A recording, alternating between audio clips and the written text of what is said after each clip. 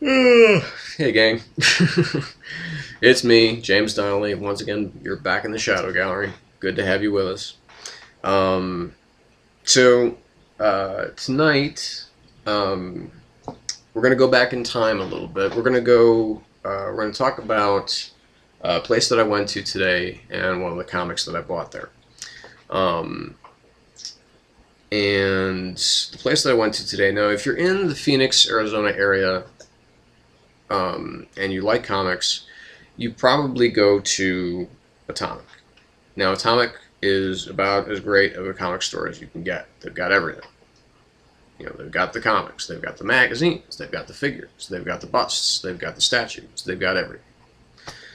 They've got the posters, and like I said, they've got the, anime gear, they got all the DVDs and everything like that. But I had a dream once, and not, I mean, more of a figurative dream, as in one of my things that I wanted to do when I grow up, type of things. And I wanted to open basically a comic book store that was not just a comic book store, a place that you could come in, you could grab a cup of coffee, or whatever, and you could sit down and we would have kind of a library of maybe trades or an errant issue of this or back issue of that just kind of lying around. So you could read it, you could have your coffee, you could have your monster drink, whatever.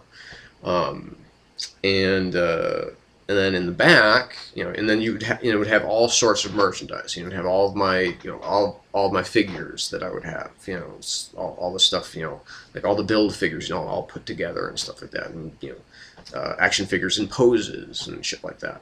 And it would have, it would have Wi-Fi, and you could come in there with your computer, and it would have a gaming room, or you can go in and play Xbox Live or PS, PlayStation Network stuff, or Wii maybe, but probably not Wii. And it would also have a big TV and some couches and shit where you could sit, and we would have like cool ass movie night where people would come in and watch. You'd pay and come in, pay a couple bucks and come in. You could watch The Road Warrior, or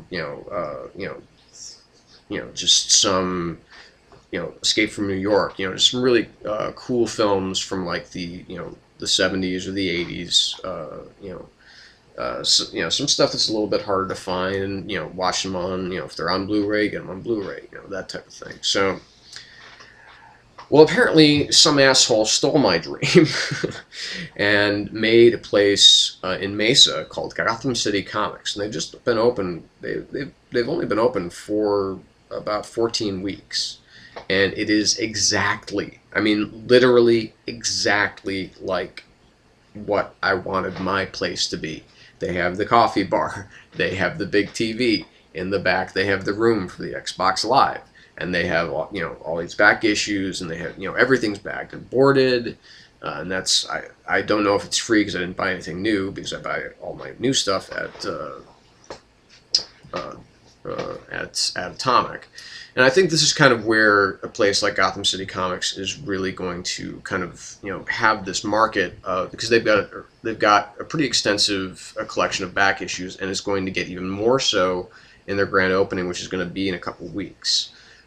So seriously, if you live in Phoenix and you haven't and you have the ability, it's on Main Street, just west of Center Street in Mesa. It's in like that really cool hip shopping district there, and it's fucking cool as all hell. And it just makes me mad that I didn't have the money to do this earlier, because not that this place was packed or anything, because it was a Sunday, but it was still really cool. It was the kind of place that I wanted to open. So we're gonna move on from how cool the store was. And we're going to go on to this comic right here that I have in my hands. Now, this is going to be probably very unimportant to all of you out there. Now, this is Batman number 349. Okay? Now, as you can kind of tell, I paid, I think, $2 for this. A lot of the prices weren't actually listed on some of these back issues. They weren't tagged. But most of the kind of nonsensical ones, they didn't really have price tags on them. I mean, some of them did, of course, but most of them were like $2, unless they were less expensive. But this, written by Jerry Conway, and Gene Colan did the interior art for this, along with Alfredo Alcala. Gene Colan is one of my favorite comic artists ever. He's just brilliant. Those of you who are unfamiliar with his work, go back to some early issues of Iron Man, post Don Heck, and you'll see some of Gene's great work. And really go to Wolfman's Tomb of Dracula, because that's where you get arguably his best stuff. Because nobody drew vampires like him, and I'm pretty convinced that the vampires that you see in the Fright Night films, at least are very much based on his drawing, because these vampires look fucking terrifying. And Gene Colan's, they had wide mouths, long tongues. I mean, it was just, they were not sexy vampires at all. These were horrifying creatures, monsters, and that's the way that I think that a lot of vampires should be. Now this, the reason that I bring up this particular comic right here, not because of any of its dollar worth, like I said, $2 is less than the cost for a comic now, and this being, I think this was 1980, let's see here, yeah, it's 1982. The reason I bring this one up is because I have literally bought this very comic 3 times in my life.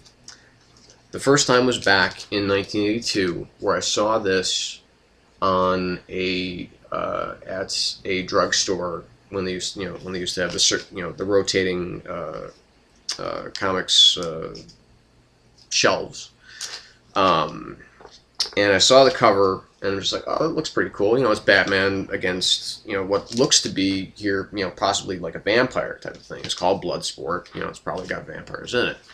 And then I bought it again, and I became so enamored of this particular issue that I actually bought it again probably about 8 or 9 years ago at least. And something happened to that one. I mean, back in 1982, I mean, who collected, a child doesn't collect comics, stupidly enough.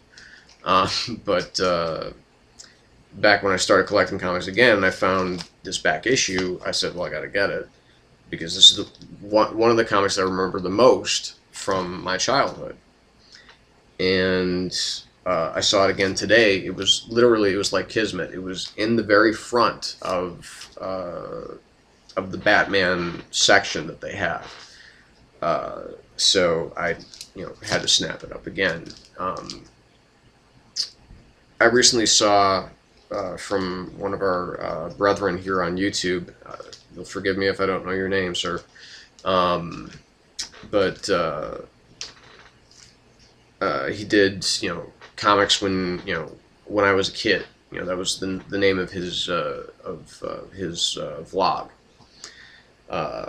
And I hope that it does turn into a series.